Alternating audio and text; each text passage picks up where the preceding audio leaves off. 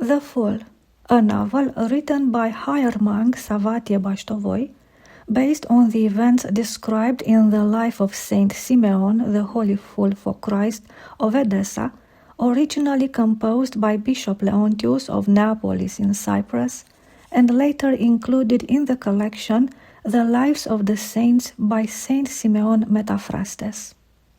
Chapter 9. The fool committed himself to looking after the injured dancer at the stables until she had fully recovered. He had learned many things during his 30 years of solitude. No one could survive that long in the desert without becoming a healer in their own right. City doctors never ventured into the wilderness, so the desert dwellers learned to cope with every disease and affliction that befell them, whether born of carelessness or the devil's spite. The fool did his utmost to cure the wretched woman. He would stoke the fire, wash her bandages, tell jokes, and share his stories. At times he would vanish into the city, only to return with fresh food and medicine, leaving her to marvel at his boundless energy. Her amazement only deepened when she realized she had never seen him sleep. She would drift off while he was busy with his tasks, and upon waking she would invariably find him back on his feet. It led her to firmly believe that the fool never slept at all. Noticing how tirelessly he worked, the woman asked him one day, "Fool, is it true that you brought a dead child back to life? The one who was abandoned in the street?" she asked. "I have no idea what you're talking about," the fool replied irritably, storming out the door. "Fool, oh fool, I believe that you resurrected him, and that you cast the demon out of the lady's daughter too," she called out after him. She giggled to herself like a child who had pulled off a clever prank. "Fool, oh fool," the woman persisted, "I believe you have the power to perform miracles. Can you hear me? I truly believe you can work miracles." Turning back, the fool brought clean bandages and began to wrap her wound. "Fool, if you can perform miracles, why don't you just work one to heal me, instead of exhausting yourself like this?" she asked. "Why don't you ask your God to heal me, just as you healed that child?" "We shouldn't ask God for what we can do ourselves," the fool replied, his tone unexpectedly gentle. "Do you think God does not wish to heal all people in the world? Of course he does. Yet it pleases him more when people help one another, for it is through us that love multiplies in the world." The woman's eyes grew wide, surprised that the fool had paid such close attention to her words.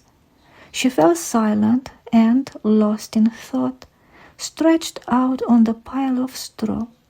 In the meantime, word of the fool and the dancing woman had spread throughout the city.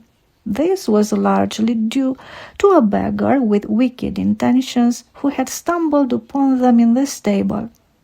Assuming the fool was there for the same dishonorable reason, and knowing him to be a simpleton whom anyone could strike at will, the beggar stepped inside and began to undress.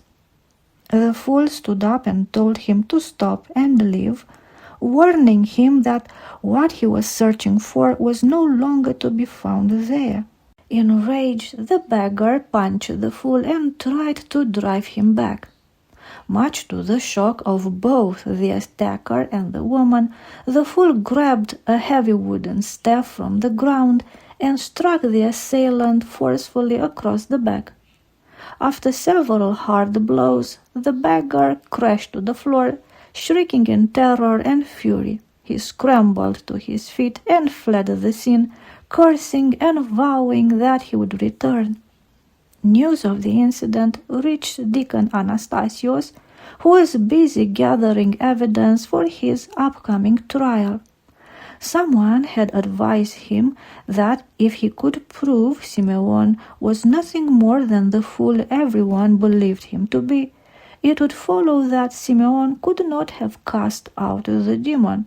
Consequently, no one could deny that it was Anastasios himself who had driven the devil away.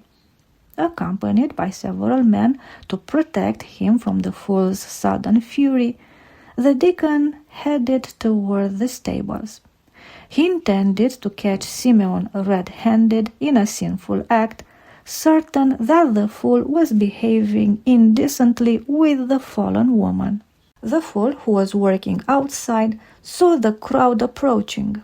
Realizing who they were, he hurried inside to warn the woman, swearing her to secrecy regarding his true nature and why he was really there. Teaching her how to feign ignorance, he told her that when they questioned her about his whereabouts, she must say he had heard a noise, gotten spooked, and run away. He made her swear to tell everyone it was some other stranger who had helped her, not him. So, after allowing Anastasios and his men to draw near, the fool bolted through the door. Pretending to be terrified, he scrambled behind the stables, ensuring that both Anastasios and his companions witnessed his desperate escape. Immediately, jeers and laughter trailed after him, and Anastasios himself shouted, "Look, look, just as I told you, there he goes!" Rushing forward and bursting into the stable, the men found the woman lying down with a feast of meat, cheese, greens, and fruit spread out on the bedding. To their eyes, no more evidence was needed. It was clear what the fool had been up to all week.